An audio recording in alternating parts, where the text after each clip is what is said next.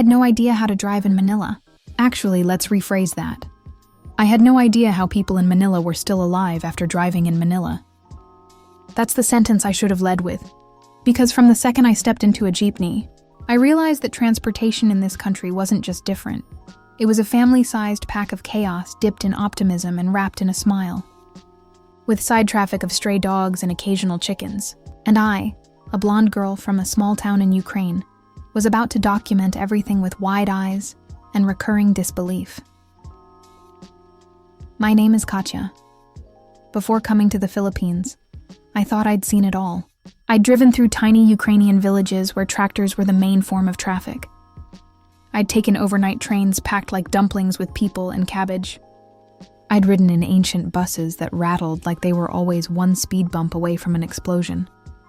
But nothing, absolutely nothing, prepared me for Metro Manila roads. The plan was simple. Stay in the Philippines for 6 months, make content, learn the culture, taste the food, and try not to die.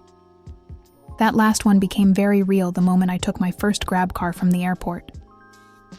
The driver's name was Ronald, a very chill guy in flip-flops who said ma'am after every sentence.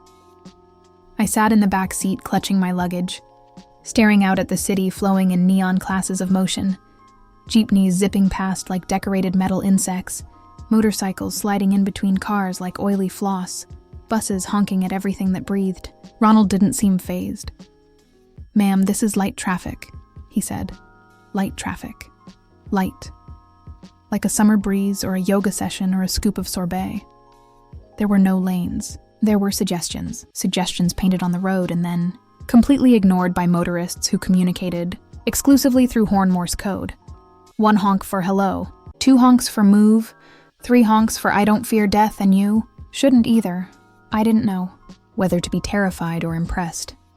That same day, I made my first big mistake. I rented a car. I thought it would make me feel independent and adventurous. I was wrong. By day 2, I was Googling, how do I surrender a driver's license in Philippines without getting arrested? And can I return a rental car if my soul is no longer attached to my body? But I'd made a promise to myself. If I was going to live like a local, I was going to drive like one.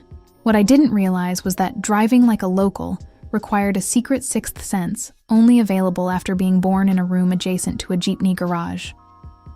The rental car was a small, unassuming white sedan. I got in, adjusted the seat, checked Google Maps, and whispered a prayer to any deity listening. The moment I turned onto EDSA, Manila's busiest highway, everything I believed about human society dissolved. There were no rules, not in the Western sense, not in the traffic law sense. There were rules, but they were spiritual, unwritten, mystical. Like, turn signal means nothing, just go. If you hesitate, you die. Or, motorcycles are shadows. You cannot hit them or you will be haunted. Or the infamous, when someone honks, they mean no offense. But if someone stares, run. I made it 3 blocks before my first near disaster. A jeepney cut in front of me, slammed on the brakes to pick up a passenger on the side of the road in the middle of traffic, and I hit the horn out of panic. Wrong. Very wrong. A Filipino crossing the street, carrying a bag of pandesal, looked at me like I'd declared war on his household. Even a dog resting under a lamppost turned its head and gave me judgment eyes. People honking? Normal. Ukrainians honking? Illegal. That's when I learned an important life lesson in Manila. Honking in panic is okay. Honking in anger is not. It's like the difference between sneezing and plotting arson. A whole different energy. At a stoplight, stop being a loose word, I watched a man hop onto the back of a moving jeepney like it was the most normal thing in the world. And nobody flinched. The light turned green, and the jeepney sped off with the man half hanging, half surfing, completely chill. The same day, I experienced Filipino road rage for the first time. Not mine, but someone else's.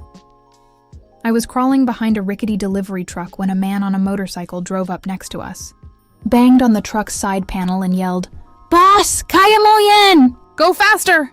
The truck driver laughed and yelled something back I didn't understand, but it ended with both of them giving each other a double thumbs up while still moving. It wasn't rage.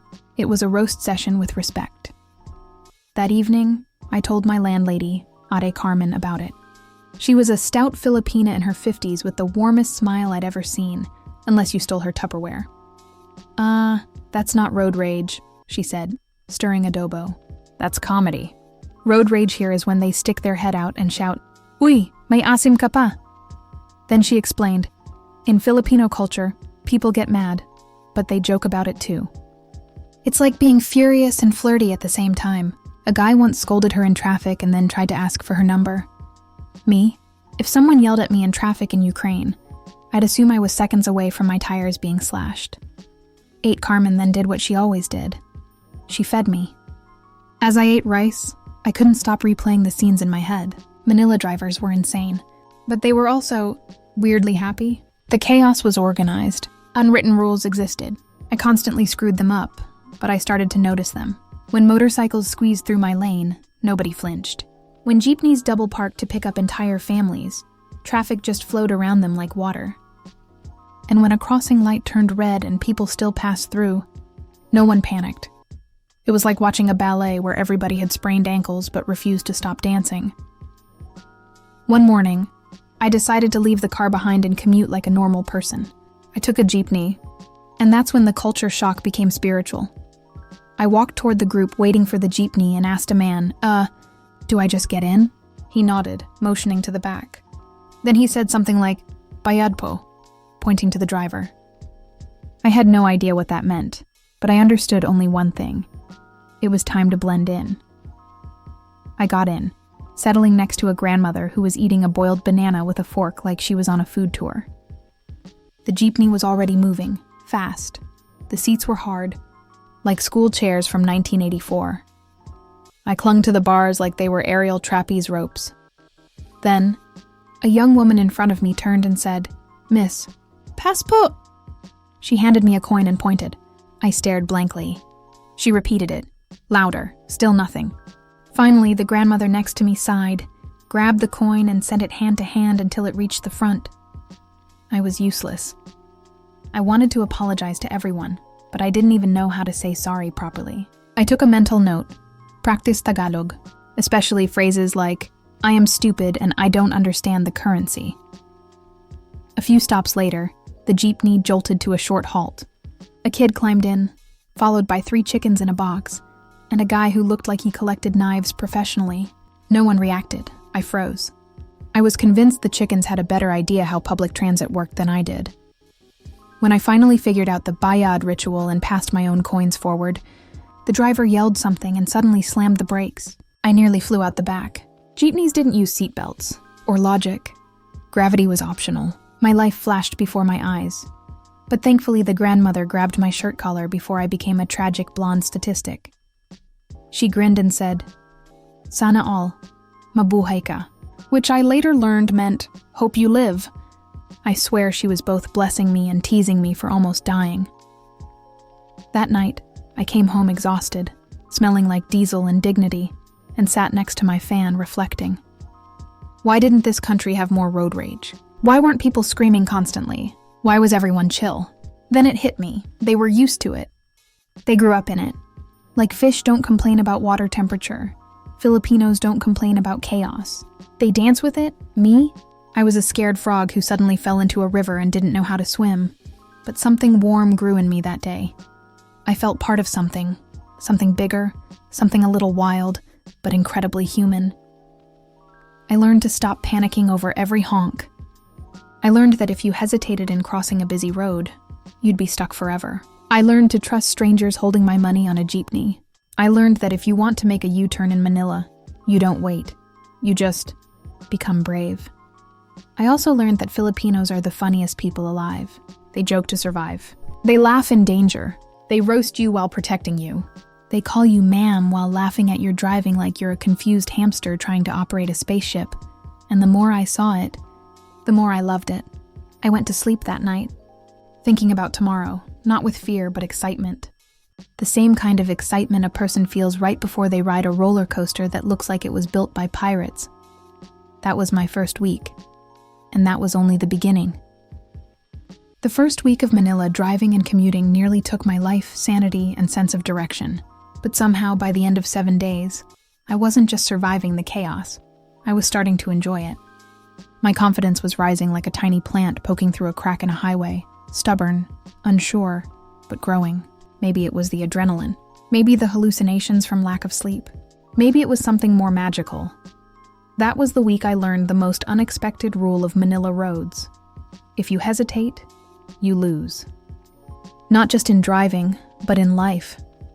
And so, in the spirit of not losing, I made another terrible, brave decision.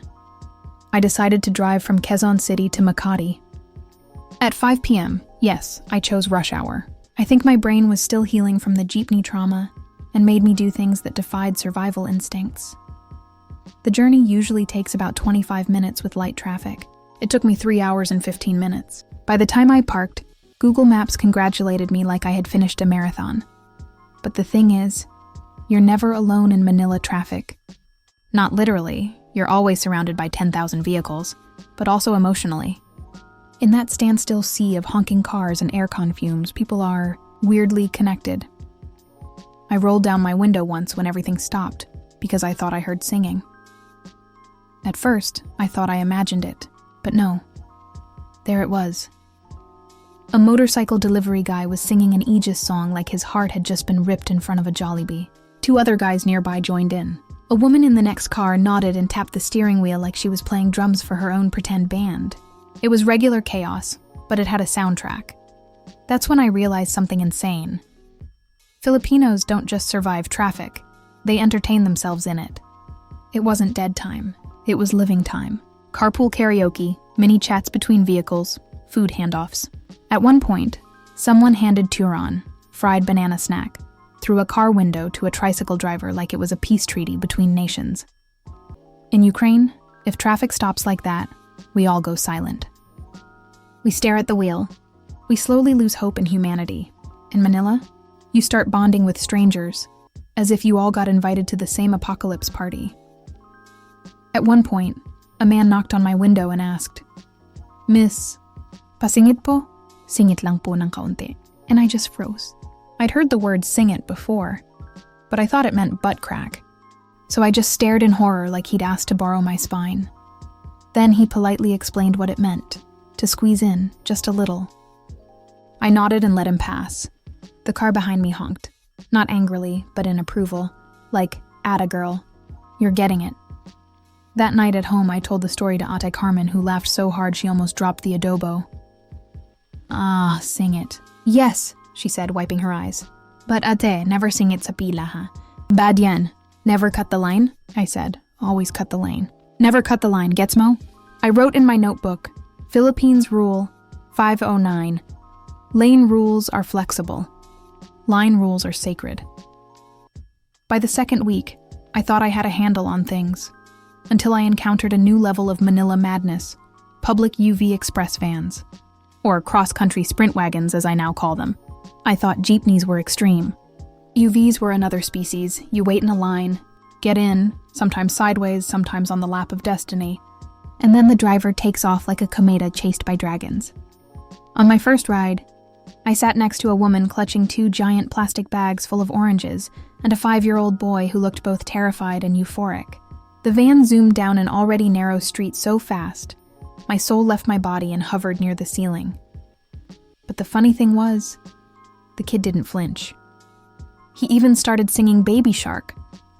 Meanwhile, I held onto the seatbelt that didn't exist. When we passed a pothole, the oranges went airborne. One hit me in the face, and the boy yelled, "Go, Kaya! Faster!"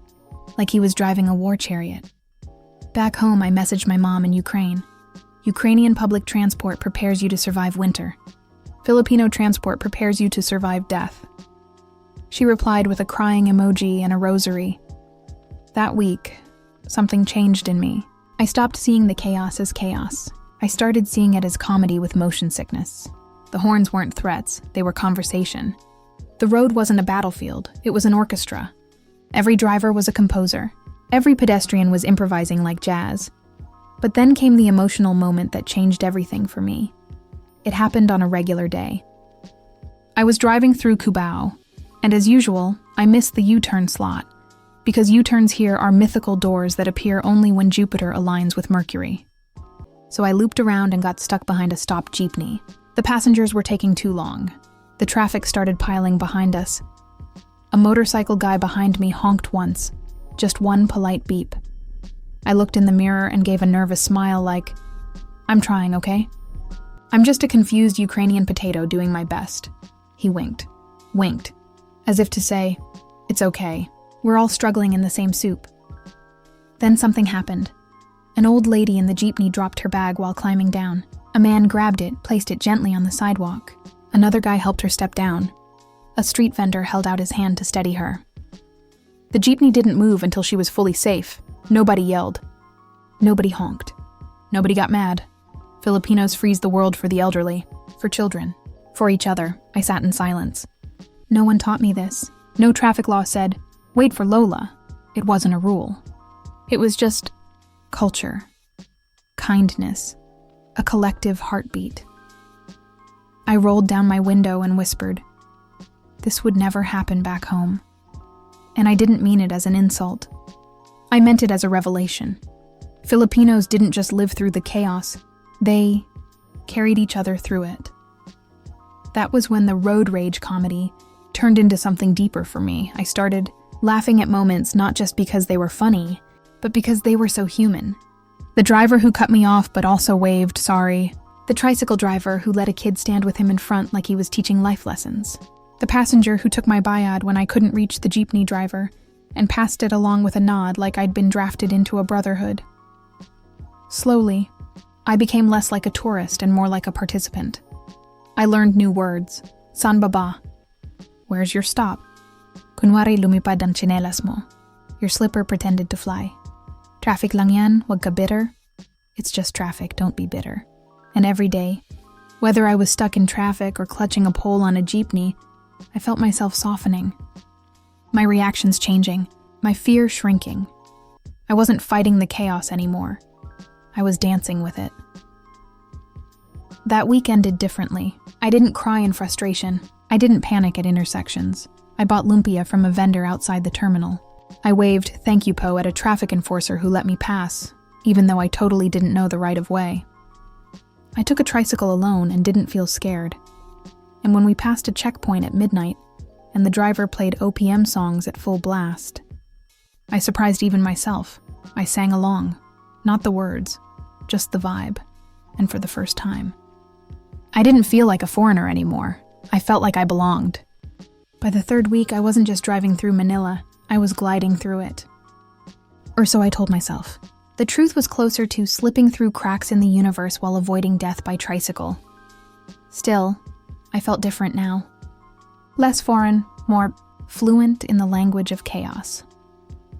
My Filipino friends joked that I had been baptized by EDSA traffic, which, in Manila culture, is apparently the same as being knighted by the Queen. It was true. I had mastered some uniquely Filipino car survival techniques, timing my gas pedal like a telenovela plot twist, reading jeepney hand signals like a professional interpreter, holding my breath through canals so strong they could peel paint off my car. But more than that, I had mastered something intangible. The rhythm, the slow, then sudden movement, the familiar beep-beep symphony, the way pedestrians cross the street, not by law, but by mutual trust in small miracles. Riding, driving, walking, waiting. None of it felt strange now. I found beauty in things that once looked insane. Before I asked why people do karaoke in jeepneys. Now the real question was, why don't other countries? There are two things I believe now, after weeks on Manila roads. Filipinos don't just move forward, they move together. Traffic isn't a trap. It's a stage for humanity. And nothing proved that more than the day I met real love in the most unexpected way. On the road. It was a typical humid day. The kind where the air feels like it's been steamed in a giant rice cooker. I was already sweating just trying to get through Katipunan, when suddenly, clang, my tire sank into a pothole the size of an emotional void. The car lurched. The engine started coughing, then died in the middle of the road, while a convoy of tricycles was approaching me fast enough to end my earthly career. I froze. Then I saw a guy knock on my window. Filipino, late 20s. Wavy hair, honest eyes, holding a wrench like it was a microphone. "Need help, miss?" I nodded like a traumatized mannequin. Within 1 minute, 3 more guys appeared. One lifted the front bumper. One waved traffic around us. One began pushing my car to the side while singing "Ikaw na nga" like it was a work anthem. The first guy, his name was Marco, crouched under the car and said, "Strada ka? QC, traffic ka talaga lagi?" with a teasing smile. I told him in the most broken Tagalog ecking out English. "I don't know." Co-pilot Google sometimes also confused. He laughed so hard he hit his head on my bumper. That day we fixed my tire. Adai saw grilled chicken intestines from a street cart while waiting for the vulcanizer. And out of nowhere, we started talking about life, about why people stay in the Philippines even when so many leave, about how the chaos isn't just chaos, it's a choice, a beautiful madness people share. He told me, "You know what people always forget? Traffic makes people talk. In other countries, everything's fast. People get what they want and leave. Here you wait. You're forced to look around, talk, complain, laugh, eat fishball." That night, I wrote in my notebook, "The Philippines isn't slow. It's just rich in moments we don't notice until we're forced to stop. We exchange numbers." I didn't admit it then, but something about him stuck. And not just because he knew how to change a tire, or that he smelled faintly of engine oil and Jollibee Chicken Joy. It was the way he read the chaos, not as a problem to resolve, but as a song to dance with. Week 4 was when Manila stopped being a trip and became a home. I was chatting with a tricycle driver in the rain once, because my Grab canceled mid-storm, and I shared how in Ukraine, storms meant silent panic. He just laughed. In Manila, rain is more fun. Everybody stuck together. Same flood, same problems, same life. "Tara, ride ka." He gave me a discount, told me to stay safe. And when we passed flooded streets, he pointed at a bunch of kids swimming in the gutter like it was a pool party. "Free swimming," he said. "Malinis yan. Konti lang." That night, Marco asked me if I wanted to meet his family. I expected the worst. Awkward questions, intense stares, judgment about my Tagalog. What I got was merienda. He lived in Tondo. Small home, big smiles. A grandmother who served me pancit like I'd just come home from war. A younger brother who asked, "Ate, may boyfriend ka na?" while shoving a karaoke mic into my hand. That night, I witnessed a scene that glued my heart to this country forever.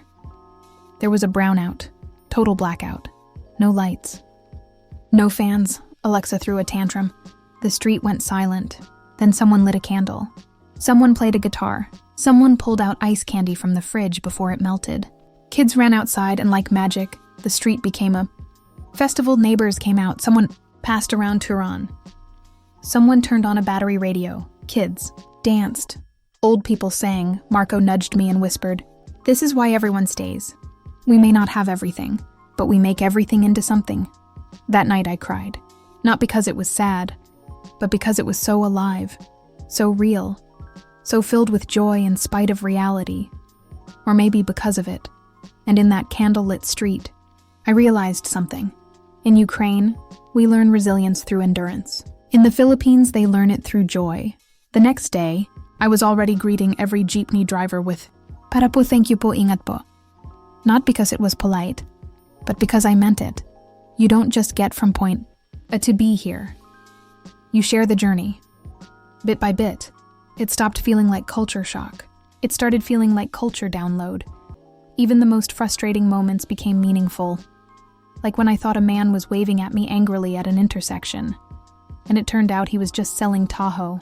Or when I got stuck behind a cow being transported on a truck. Or when a guy shouted, "Miss, may ilaw ka," because my headlights were off. And he cared. Enough to tell me, or the day I made a perfect U-turn in Pasig and a guy in the next lane gave me a thumbs up like I just finished a triathlon. Or the night Marco and I rode a jeepney together and he told me, "Sayo, traffic is a problem. Sa amin, it's time to rest."